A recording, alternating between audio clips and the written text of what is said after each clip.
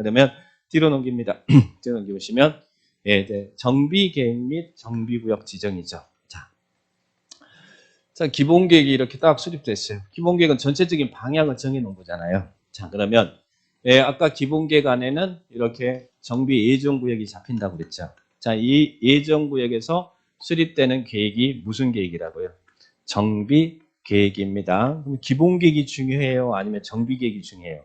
실제 여기서 재개발하려면 여기 재개발 계획이 수립돼야 되고 재건축하려면 재건축 계획이 수립돼야 되잖아요.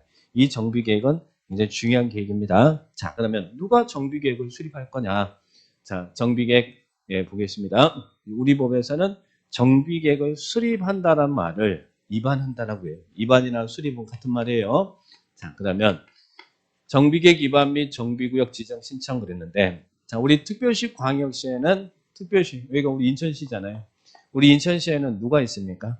인천시 이 안에는 구청장도 있고 군수도 있어요, 없어요? 예, 군수 우리 옹진군수, 강화군수 있잖아요. 그러면 그 자치구 구청장과 광역시 군수를 우리는 구청장 등이라고 그래요. 그러면 특별시 광역시에서는 예, 구청장 등이 있잖아요. 그러면 아까 정비계획은 몇백 개가 될 수도 있잖아요. 그죠? 그래서 정비계획 수립은 원칙은 예, 구청장 등이 수립해요. 그러니까 우리 서구에서 재개발하겠다라고 했으면 예정지역이 잡혀 있으면 인천시가 여기 예정지역 잡아놨잖아요. 그럼 여기에 재개발 계획은 누가 수립한다고요? 우리 서구청장이 수립한다는 이야기예요.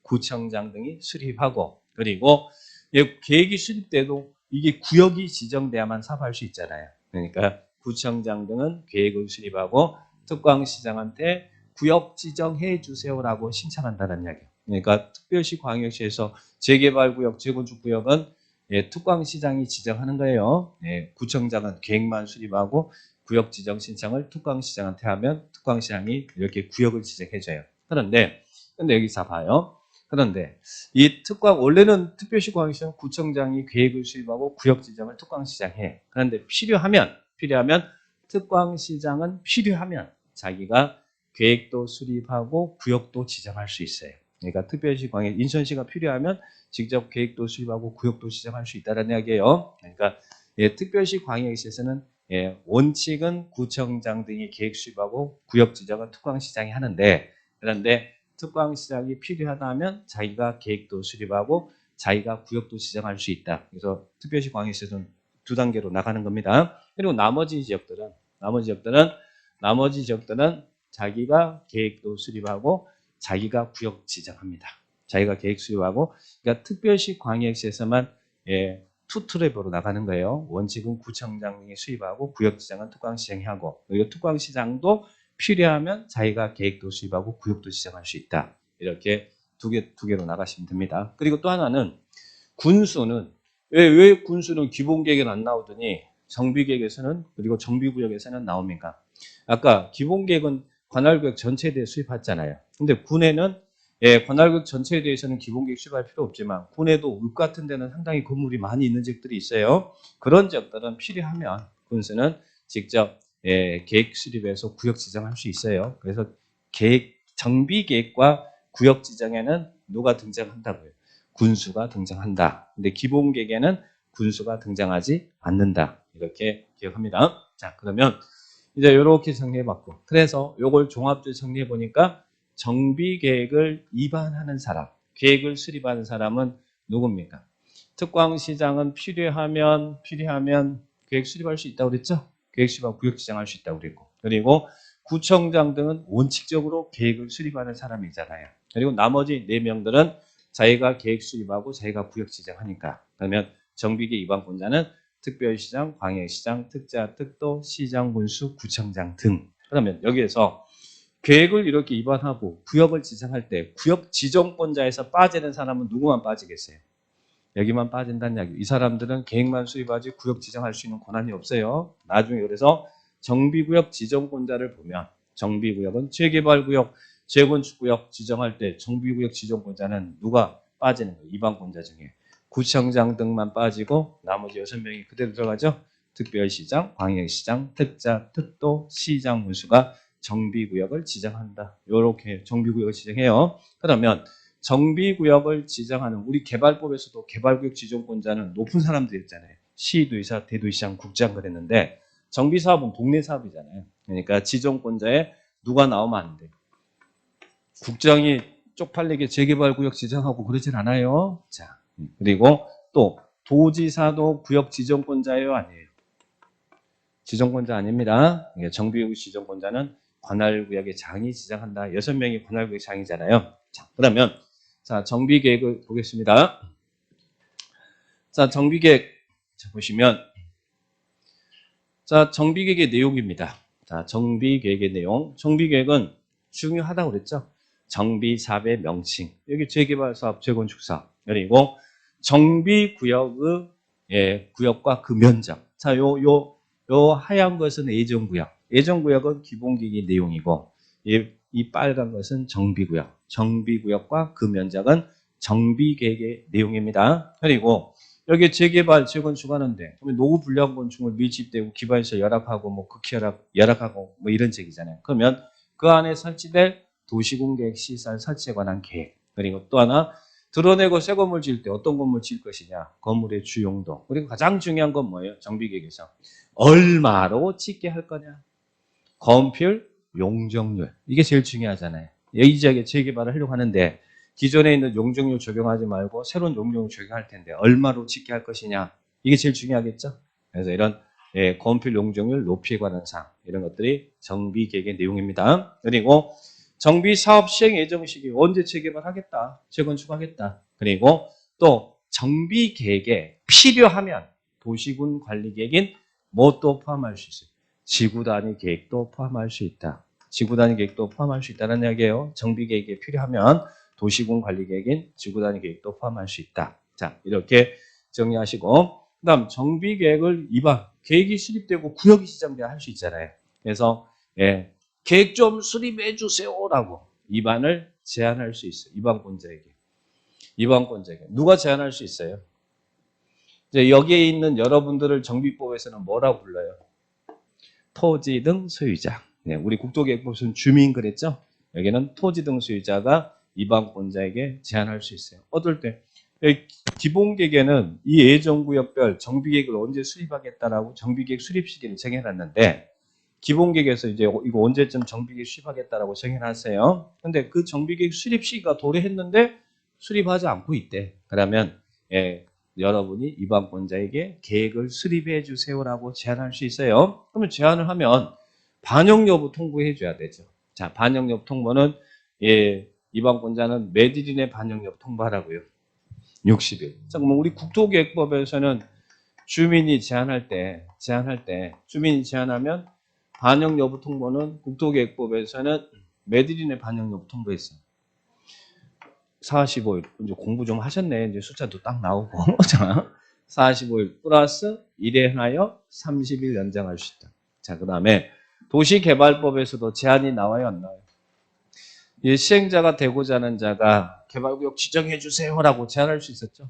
그러면 개발법에서 제안하면 반영 여부 통보는 개발법은 빠름 매돌려 1월 이내 반영 여부 통보하고 단 관계기관과 협의가 지연된 등 불가피하면 1월 이내 연장할 수 있다. 뒤에는 연장이에요.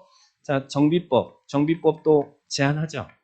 통수에서 제한할 수 있었잖아요. 제한하면 반영 여부 통보는 여기는 60일. 단 부득이하면 1에 하나요 30일 연장할 수 있다. 그래서 이렇게 제한에 관련된 사항 우리 유학집에도 다 있어요. 이 파트. 자, 그러면 여러분들 체크 한번 해보시고 이제 비교합니다. 자, 그러면 이제 정비계획을 이렇게 해서 이제 수립을 해요. 자, 여기서 이들이 계획을 수립한다는 이야기죠. 근데 정비계획은 중요합니까? 중요하지 않습니까? 여러분의 입장에서는 여러분 여기에 산 당사자는 다음에 중요해요, 아니에요? 너무너무 중요한 계획이잖아요. 그래서 이 정비계획을 수립했으면요. 이 계획에 대해서 서면으로 통보하고요. 그리고 계획에 대한 주민 설명회도 하고요. 그리고 계획에 대해서 공람에서 의견도 듣겠대요. 그런데 공람이 매들이에요? 30일. 아까 기본계획은 매들이었어요. 14일. 기본이니까. 여기는 30일 이상 공람을 합니다. 이렇게 그리고 지방의회 의견도 들어요. 아까 기본계획도 지방의회 들었죠? 여기도 지방의회 의견 듣습니다. 듣고요. 그 다음에 이제 계획이 수립돼도 구역을 지정해야 되잖아요. 자, 그래서 정비구역을 이들이 지정할 거라는 이야기예요. 그러면 여기는 예, 이 사람들은 자기가 수립도 하고 계획구역도 지정하는 사람이에요. 그리고 특광시에서는 자기가 필요하면 할 수도 있지만 일반적으로는 구청장 등이 계획 수립해서 특광시장한테 구역 지정해달라고 신청하는 게 일반적이겠죠. 자, 그러면 이들이 지정할 때, 이들이 정비구역을 지정할 때 어떤 절차를 거칩니까? 제가 지정 앞에는 항상 뭐 있다고 그랬어요? 심의, 내 앞에 너 있다. 그래서 지정권자가 6명이니까 지방도시계획위원회 심의 거쳐서 지정하고, 지정했으면 뭐 해야겠어요? 재개발구역, 재건축구역 지정했으면 공부에다 고시해줘야 되겠죠. 그리고 국장한테 보고한다. 이게 정비구역 지정 절차입니다. 그래서 이런 정비계획 입안권자, 정비구역 지정권자. 구분은 뭐만 구분하면 돼요? 특별시, 광역시에서만 구분하면 되죠. 구청장 등이 포함되느냐 안 되느냐. 입안에서는 구청장 등이 원칙이지만 구역 지정은 구청장 등이 빠진다. 그것만 구분하면 돼요. 자, 그리고 보시고 계획의 수립 기준은 누가 정하고? 국장이 정한다. 계획의 수립 기준은 누가 정한다고요? 국장이. 기준 나오면. 그리고 이렇게 해서 정비구역이 지정됐어. 자, 지정됐어요. 그러면 효과. 여기는 지금 재개발구역, 재건축구역이면 여기는 재개발조합, 재건축조합이 설립돼야 되잖아요. 근데 구역이 지정돼서는 그 구역 안에서 주택법에 한 지역주택조합원을 모집하면 돼요, 안 돼요? 모집하면 안 됩니다. 여기에서는 지역주택조합이 들어서면 안 된다는 이야기예요. 재개발, 재건축조합이 들어서니까 구역 안에서는 주택법에 한 지역주택조합원을 모집해서는 안 되고, 그리고 또 구역을 지정할 때 필요하면, 예, 우리 재건축적이죠. 자, 진입도로 설치 등을 위해서 필요하면, 예, 이 밖의 부분도 정비구역에 포함시킬 수 있어요, 없어요? 할 수 있다는 이야기예요. 그래서 진입로 지역과 그 인접지역을 포함해서 정비구역을 지정할 수 있다. 그래서 나중에 재건축조합 설립할 때요. 어떻게 동의 얻을 때 주택단지 안, 주택단지 밖 동의 얼마큼 얻느냐 이렇게 나오잖아요. 필요하면 인접지역도 포함할 수 있다라. 자, 이렇게 보시고 그러면 정비구역이 지정되면 어떤 효과가 발생합니까? 자, 이 효과. 주된 효과는 여기가 재개발구역, 재건축구역 지정됐어. 그러면 우리 개발법에 개발구역 지정했을 때 행위 제한 내용 있죠? 똑같아. 토건을 적분하면 형 벌받는다. 7가지. 이 안에서 건축물 건축, 과금을 포함, 그리고 용도 변경 차이가 있다면 뭐만 차이가 있어요? 대수상. 개발법에서는 대수상도 허가사항이지만 정비법은 요거는 허가사항이 아니다. 요것만 차이가 있어요. 그리고 공작물 설치, 형질 변경, 토속 재치, 분할, 적치, 매돌 이상, 1호 이상 쌓아두는 거, 그리고 나무 베고 심는 거, 허가를 받아라. 자, 그런데, 자, 보세요. 허가를 받아야 되는데, 허가 없이, 이 안에서 구역 지정된 이 지역에서 허가 없이 할 수 있는 사항이 있나요? 앞에 7가지 사항 중에, 자, 허가 없이 할 수 있는 사항은 일단, 응급한 경우는 허가 없이 할 수 있죠. 자, 그리고 또 어떤 경우? 경미한 사항. 경미한 사항은 허가 없이 할 수 있해요. 우리 앞에 허가사항이 7가지가 있는데 그 중에서 2번인 공작물 설치는 허가사항이었잖아요. 그런데 어떤 공작물은 농림수산물로 생산에 이용되는 간이 공작물 설치는 허가 없이 할 수 있더라. 비닐하우스라든지. 그 다음에 형질 변경 허가사항이잖아요. 절토, 성토, 정지, 그래 이런 토지 형상 변경 행위, 공유심 매립. 그러나 어떤 형질 변경 허가 없이 가능해요. 경작을 위한 형질 변경은 허가 없이 가능하다. 그리고 토속 채취 앞에 허가사항이 했죠. 근데 어떤 토속 채취는 허가 없이 가능해요? 지장이 없고 경관 손상하지 않는 토속 채취는 허가 없이 가능하다. 그리고 또 아까 1월 이상 물건을 쌓아둘 때 허가사항이잖아요. 근데 남겨두기로 결정한 대지 안에 쌓아두는 것은 존치하기로 쌓아두는 것은 허가 없이 가능하죠. 그리고 또 중목의 벌재 식재 허가사항이지만 무엇은 관상용 중목의 임시 식재는 허가 없이 할 수 있죠. 개발법에 있는 내용과 똑같아요. 단 여기서 무엇은 제외? 경작지에서는 제외. 그러면 경작지는 허가를 받으라는 이야기죠. 그러면 7가지 사항 중에 개발법이든 정비법이든 공통점은 여기 7가지 중에 5가지가 요 놈도 경미했고 경미한 사항이 있고 요것도 경미한 사항이 있고 요것도 경미한 사항이 있고 요것도 있고 요것도 있는데 개발법, 정비법 다 경미하지 않는 항상 허가를 받을 사항은 뭐예요? 1번하고 5번은 항상 허가사항이구나. 건축물, 건축, 과건물, 용도 변경 이런 분할은 경미한 규정이 없다는 이야기예요. 허가사항, 허용사항. 자, 그렇게 정리를 딱 하시기 바라고. 그 다음에 또 정비구역에서 이건 개발법에 있는 내용은 똑같잖아요. 근데 정비법에 하나 있는 것도 뭐예요? 붕괴 등의 안전사고의 우려가 있으면 이런 안전조치는 허가 없이도 할 수 있더라. 자, 이게 허용되는 사항입니다. 자, 보시고. 자, 그 다음에 또 하나, 개발구역이 지정되기 전에 여러분이 이미 인허가 받아서 사업에 착수했으면 그때는 기득권 보호해줘요, 안 해줘요? 기득권 보호 경과조 신청하죠. 개발법에서도 인정했죠. 정비법도 똑같아요. 다만 구역이 지정되면 뭐 하고 계속 공사해요. 신고하고 몇 일 이내? 30일 이내 신고하고 계속 공사할 수 있다. 개발구역, 정비구역에서는 30일 이내 신고하고 계속 공사할 수 있다. 이런 효과, 정비구역이 지정되면 이런 효과. 142페이지.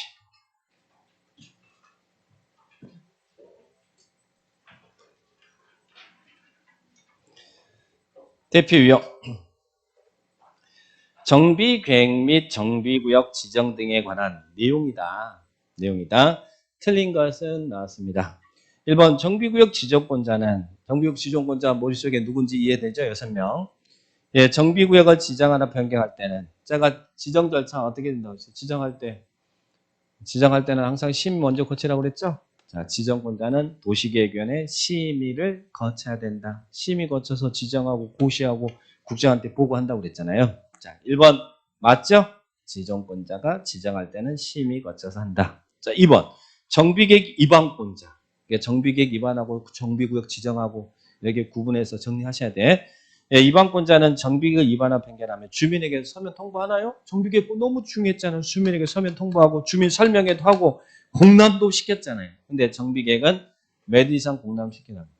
30일, 기본계획은 14일, 정비계획은 너무너무 중요하니까 30일, 그죠? 30일 이상 공람하고 지방의회 의견도 듣죠. 지방의회는 60일에 의견 제시해야 되고. 2번이 틀렸나요? 14일이 틀렸죠. 기본계획은 14일, 정비계획은 30일. 왜? 중요하니까. 자, 이렇게 정리하시기 바랍니다. 2번 틀렸고.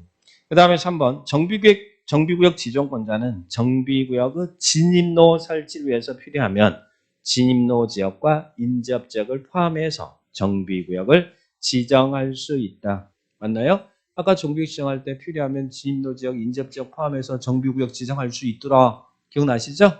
자, 보시고. 그 다음 4번. 특별시장, 광역시장, 특자, 특도, 시장 군수. 우리 6명. 당연히 여기 군수에는 광역시 군수는 제외해야겠죠?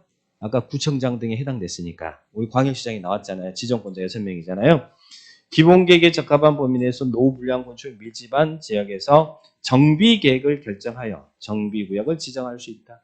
그래서 아까 정비구역 지정에는 이 특광시장이 나왔다는 이야기예요. 여기서 아까 구청장 등의 원칙은 계획 수립하고 구역 지정을 해야 되는데 필요하면 특광시장은 직접 계획 수립하고 구역도 지정할 수 있어요. 그래서 이 6명 지정권자는 계획 수립하고 구역 지정할 수 있다. 이렇게 표현한 거죠. 4번도 맞습니다. 자, 그 다음에 5번. 정비구역이 지정됐습니다. 아까 여러분 정비계획을 수립할 때 필요하면 도시군 관리계획인 지구단위 계획도 포함할 수 있다고 그랬죠.